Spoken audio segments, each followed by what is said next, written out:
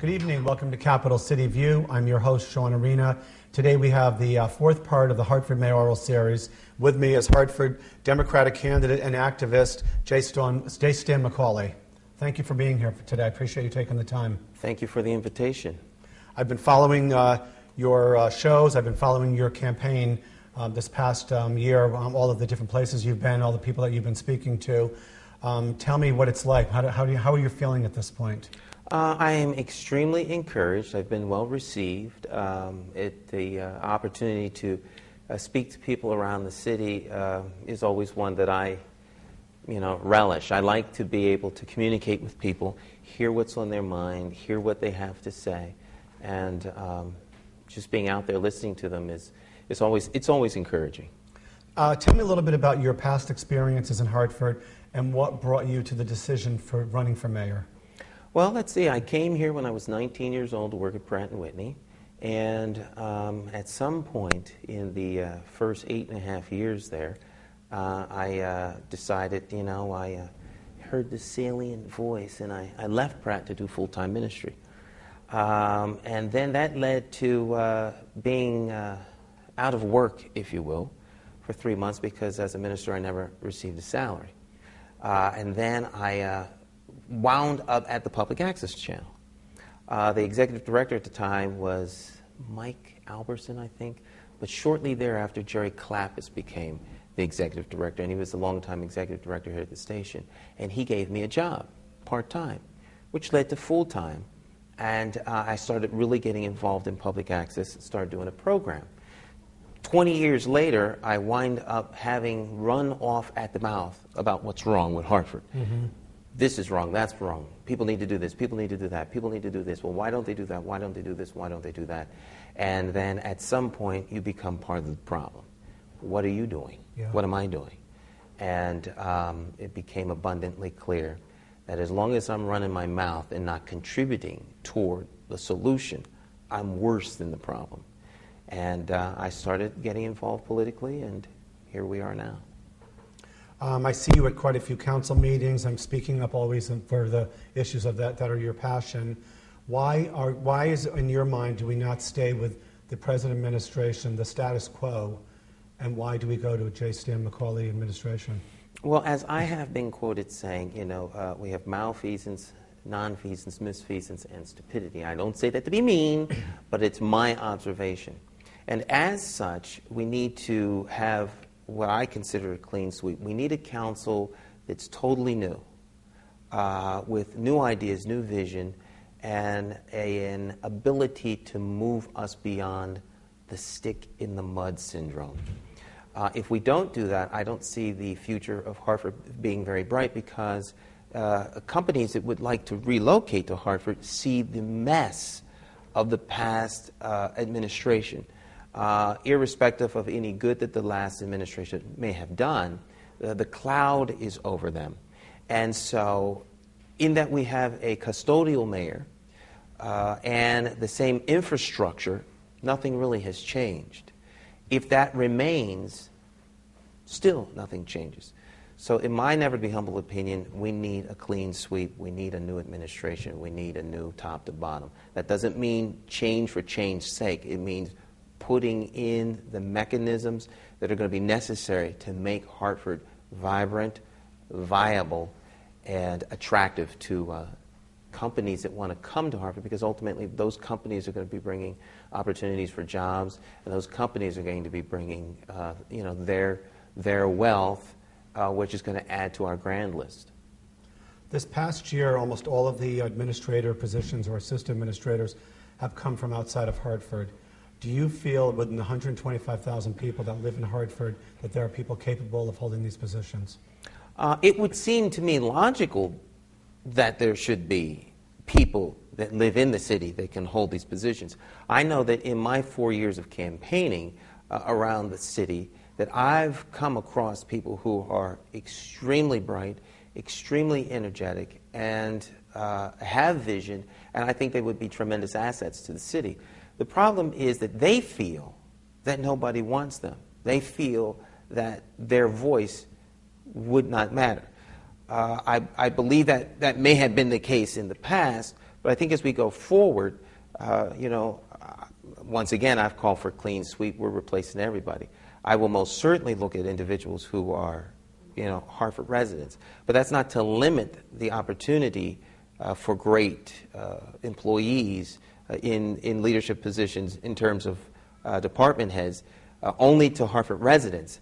What I'm saying is that if you're going to work in my administration, you will become a Hartford resident. And residency is a prerequisite, and it is also a condition of employment. So if you decide you want to move, then you're ultimately saying you want to resign. Leave the job. Yes. Yeah. So then you're saying then that any people that come for hire, that they would be told, you need to be a resident, you need to show me a contract of sale, a lease, saying that you will be a resident by the time you start this job, or within a short period of time, 30, 60, 90 days? If you can survive not getting paid for the first 60 days, that's fine with me. So you're not going to collect a paycheck until you're a resident. Now I'll come over to the house and eat. And it's difficult to serve dinner down in the Meadows. Very true. You got a little, but that's a nice little apartment you got. Where's the little furniture? They live in the mailbox. Yeah. Mm-hmm. Also, a lot of times, the jobs that are filled, they're given to the city council to vote on after they've already been filled. Mm-hmm. Would you, as mayor, present the person to be vetted by the city council, let them vote them up or down before that person actually serves the position? I think that that's only reasonable. I mean, it's done at the federal level. That's and right. My administration will be modeled after the federal level, where department heads are more, at least in our way that I want to manage, more like the cabinet, if you will. Mm-hmm. Their job is to help me implement the will of the people. I see them as extensions of me. If I could do it all, I would, but I can't. And I'm not expected to be all things to all people. That's why we have this individual working there. Now, while I may say they're great, there are 9 representatives of the people. Government is meant to be slow and cumbersome so that you can have checks and balances, so that there is no dictator, if you will. And so those 9 individuals are the policy-making body of our government. They're the legislative branch of our government. And they have the ability to, call into question certain things. They can have hearings. And as such, if there's going to be a functioning government, one might think that the people who are charged with executing their policies, they have a relationship with. At the very least, they should be able to question them, vet them, give an up or down. If it's a down vote, I'm not hiring people because they're my friends. I'm hiring people because they're the best people for the job. So if somebody's, let's say, an administrator for an international airport, and I'm going to have him be my chief of operations, and he doesn't get the upvote, well, to me it's not personal. Well, I'll find another person who can do it. Now, at some point, this could get exhausting. Mm-hmm. If the city is going to be impacted in a negative way because 2 or 3 candidates have been voted down, and it becomes clear that the down vote has nothing to do with their qualifications, then that's when you move into that, all right, I'm going to put them through and now. And I think the federal level gives you that same kind of... to give you some kind of leeway. Right, but most certainly we're not going to ram down the throats of the citizens of Hartford. Individuals that are going to be working on their behalf. This past winter, we had probably one of the worst winters we've had probably in memory for either one of us. Yet we were short 17 positions in the Department of Public Works, which still to this day have not been filled. As mayor, would you have made sure that those positions were filled prior or immediately during that period so we didn't go through what we went through this past winter? Well, I would like to say yes. The truth of the matter is I don't know, because I don't know what those positions were in terms of operational criteria as those positions have been approved. But most certainly, if there's a budget, as a budgetary item, if the money is set aside for 17 individuals and the money is not being spent, well, I think the snows that we had were of a nature that the previous mayor, the current mayor, declared a citywide state of emergency. So it seems to me you might want to move some of these 17 people into position. I think, though, that what we saw was an incompetent removal of the snow, and I'm not so sure that extra people would have made the difference. The original way in which the snow was removed was what was in error, and then it was compounded by the continued rate of the snowfall. And to me, the department head has to bear that responsibility, because the streets were never plowed, right? They weren't plowed curb to curb throughout the whole city. No, they weren't. There's And one way roads right. to get through. And that's where the problem came. And that's when I talk about malfeasance, nonfeasance, misfeasance, and stupidity.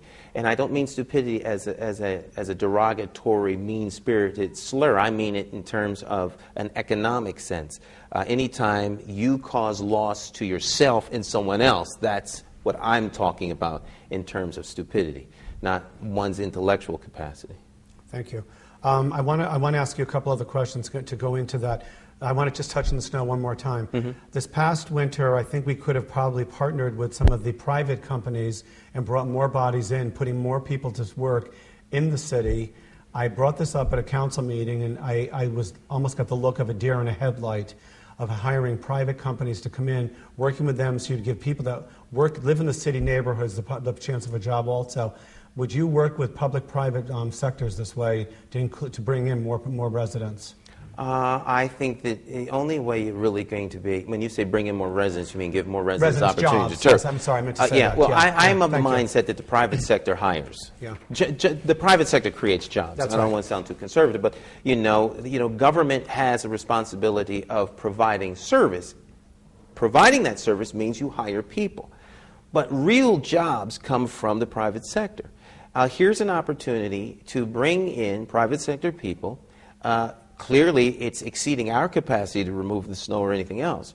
So why can't we partner with them, give some of our young people opportunities to work during this moment of crisis and take advantage of that? Who knows? Maybe there may have been a pickup of some skills by our residents who in the upcoming winters might take that up as perhaps a vocation or an occupation. I'm here with J. Stan McCauley, candidate for mayor of Hartford. We'll be back in a moment. Who's Hartford's recycling hero? You are. Use your blue card and earn coupons and discounts for recycling by signing up for a Recycle Bank account. Or take your recycling to Hartford's free recycling center today.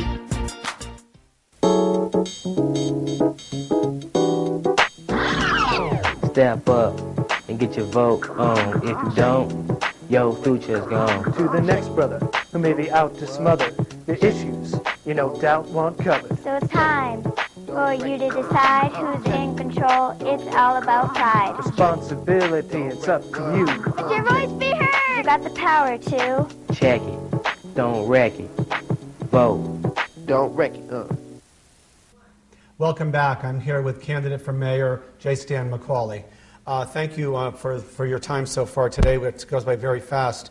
We've talked a little bit about neighborhood issues. I want to talk to you about the mill rate in Hartford. Mm-hmm. This past May, the mayor and the city council stood together and touted how wonderful it is that we have 72.29 mill rate, when East Hartford has a 33, West Hartford has a 38, New Haven has a 43, Stamford has a 17. How wonderful is 72.29 mill rate? Well, it's not wonderful at all, particularly since your car doesn't, qualify for that little game that they play, in that we're only going to tax it, and therefore you're only really at 23%, and all this other stuff. All those numbers don't help, particularly if you're a company looking to relocate. Well, let's go to the capital city of Connecticut. It's old Yankee country, and it's the richest or third richest state in the nation. And maybe we can go downtown Hartford. I was looking at it online the other day, and they're smoking long cigars in those cherry wood halls. And he says, "So well, your mill rate there is 72 point." I said, "What? That's the mill rate? You're joking, right?" "No, that's the mill rate." "Oh, well, what else is there?" "Well, there's Greenwich." And that's it. It's a conversation killer. Yeah. And when people are thinking of coming to your city, they can go anywhere in the country. Now they can go anywhere in the world. Yes, they can. What are we doing to make Hartford attractive? The mill rate is absurdly high, but then we've lost about $2 billion worth of our grand list. And as such, as companies exit Hartford and the taxable revenue that we can glean from these companies that are here with the grand list decreasing, the only way to compensate for it is to raise the mill rate. So the high mill rate is a combination of real property values declining because companies are leaving, and trying to compensate for that decline by raising it, because you still have to pay your bills. And I think that we have to stop this notion of let's fight over crumbs. We need to bring new resources into the city. I've spoken to a couple of the Hartford delegation from the state reps about the new tax issue that was before the state. Mm-hmm. And we have reval, of course, coming up this October. Yes. We have a possibility of an 18% increase in our tax bills for the next 5 years. 90% increase that no one is talking about.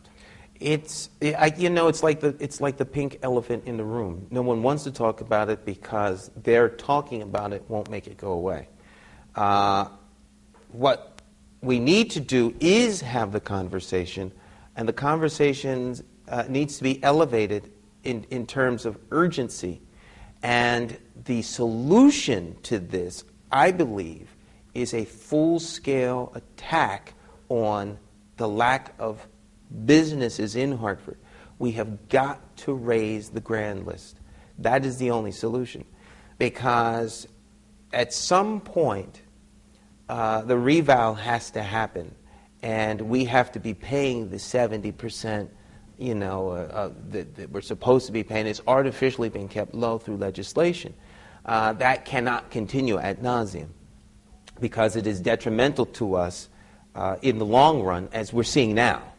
This went in, I think, like 1989 or something like that. Yeah. And so now we're suffering as it ultimately will be pushed off. But if you're a major corporation, you've had a surcharge. So there's the 72 mills plus the surcharge. Now, why should you be paying the high rate plus a surcharge? I mean, unless you're somebody like Aetna who, grew out of the dirt of the founding fathers. Why would you stay here? Yeah. Other than a romantic attachment to the land and the area. But, if it costs as much to have an employee in Connecticut as it does Midtown Manhattan, in changing economic times as we have now, being born out of the dirt of the founding fathers is not going to be enough to keep you here when your board of directors and your shareholders are saying, what's up with the profits? We have headquarters and major operating branches around the world. Why are we here in Hartford? Because the hourglasses are on Albany Avenue? Are on Asylum Avenue? Yeah. I mean, that's not enough to keep you here. Would you set up some kind of program to help the police, firemen, teachers, being able to purchase a home and have to stay in that home, to give them some kind of incentives? But I mean, for a 20-year period, not just a 5-year or 10, but the full 20-year of the mortgage, would you try to figure out some kind of a way to economically do this, maybe with businesses and public and private, to keep these people in the city? Well, I think that great minds can sit down and we can come up with a really innovative and a really great plan. And if we bring individuals to the table, such as City Council, obviously the mayor, economic development, and also, since the union's going to be involved, bring some union leadership here, as well as some of the mainline individuals, teachers, fire officers, and police officers. And we can come up with some really good ideas. Now, I say that to say this. I have a plan, and I think my plan is great. But it isn't my way or the highway. We have a democracy. And I'd be willing and more than open to hearing other people's input. But the plan that I have takes individuals who are returning to the city because they've been, they've served their time. So they're re-entering into the society. What we do is we take abandoned properties or blighted properties, and we give different crews of people 2 houses to rehabilitate. They rehab one, it goes to the city. They rehab the other, it goes to them. They sell it, and the profit thereof they get to keep. They are investing in the community. They have an economic interest in the community. It starts to fight crime in the community. Generally speaking, these individuals have a rapport and a relationship with some of the criminal element in the community because they just came back from serving time. And suddenly the word is out, do not break the windows in this house. Billy Bob and Johnny fix that house up. They have an investment there. And so the profit is the motive that keeps them there. The other house goes to the city specifically to, as an incentive to a police officer or a teacher or a fire person to be vested in the community. Because if you've got your public safety officers and your teachers living in the community, they become part of that fabric. That's right. And that's essential if you're going to talk about community policing, long-term strategies for community revitalization. All of these elements are vital. How do we talk to the young children, the young youth of Hartford? I go around the city and I hear these stories about they hope to live to be 21. We've had 17 homicides so far in this year, and these children hope to live to be 21. I can't comprehend it when I hear them tell me these stories. It is sad that there is such hopelessness here in the city of Hartford, and ultimately, it may sound simplistic, but once again, we're back to jobs and economic development. The reason we have these homicides is multifold, but at the core is an underground economy or the drug industry. Yeah. And it brings so much money into the region that it's almost winked away, or there's a red light district, if you will. And until we are willing to address that, we're not going to be able to push this element of reckless loss of life back, because people don't know how to resolve conflict. The conflict is over territory and profit, and that's compounded with deep social economic problems that you would have in a city such as Hartford. When I say such as Hartford, I mean being the 4th poorest city in the United States. And so we have the stereotypical problems that are associated with a poor city. Hartford camouflages its poverty very, very well. But it's the 4th poorest city in the United States. And as such, we are suffering the problems of poor cities. And jobs is going to be key to that. If you can give people jobs, they'll begin to have hope, because everyone out there that's selling drugs doesn't want to be a gangster. The fact of the matter is they're not gangsters. They're wannabe gangsters. And if you took half of the quote-unquote semi-gangsters in Hartford and put them in Watts or North Philadelphia or, on the south side of Chicago, they'd come home on the first Greyhound bus. They wouldn't be able to deal with it. No, absolutely not. Yeah. January 1st is like 6 months away. What would a Macaulay administration look like from January 1st on? Well, Macaulay administration is going to look like an administration that is lean, mean, and green. We're going to be extremely focused. Our main objective is going to be, how do we make Hartford one of the top 10 small cities in the United States? We know that that's only going to come about because jobs are coming to Hartford. And so there has to be a signal that is sent around the world. Hartford is open for business. There's one-stop shopping. If you come here, we're going to treat you like guests that are employing the citizens of the city of Hartford. And there's going to be a clean sweep. Everyone that serves at the pleasure of the mayor will be receiving a letter thanking them for their tenure and their time and well wishes. But I believe that just like the presidential administration changes, you have to change the infrastructure that helps you move your vision forward. Because the electorate has said, we're going to vote for J. Stan Macaulay. That means that the vision that he has in executing the policies that the city council gives him need to go forward unhindered. Well, you can't go to war with another man's generals. And Hartford is famous for that. You put somebody in place, but you don't change the infrastructure, and then you wonder why nothing happened. That's right. Yeah. And so it's got to be done. My administration will do that because that's what the people of Hartford obviously want. And so you feel that we need a complete new administration from the mayor straight through the council. Every position needs to be changed. From mayor to council, every position should be changed. It's not personal. It's just the way it has to be. You know, it's like getting a blood transplant. And would you call for a new charter revision commission immediately becoming mayor? I like the strong mayor form of charter. I championed it when it came out the first time with Kerry Perry. I championed it when it came out again. I initiated the petition to have them address charter revision the last time. I'm the one that sent out petitions. Even though I like the charter the way it is not up to me to adopt the charter. That's up to the residents of the city of Hartford. If they want a charter revision, then by all means, let's have at it. It's supposed to happen every 10 years anyway. Can you, I don't mean to cut you off. Unfortunately, we've run out of time. We've gone so fast, so much tonight. Can you just tell the viewers how they can reach your campaign, your website, a phone number, anything at all that they can contact you? There's two points of contact. Well, actually, there's several points of contact. You know, if you want to follow what we're doing, of course, you know, you can hit us up on Twitter, and we'll send you out all of the tweets. We're on Facebook, Macaulay for Mayor 2011 on Facebook. There's J. Stan Macaulay on Facebook, and then, of course, there's our website at MacaulayForMayor.com. It is the single most comprehensive website of any of the campaigns. There's got to be at least 40 hours of video and information there.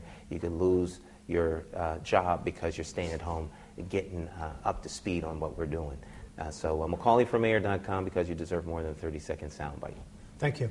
Thank you to the viewers for watching these past 4 weeks for the candidates for mayor for the Democratic Party. And beginning next week, we'll be interviewing the candidates for treasurer. Thank you and good evening.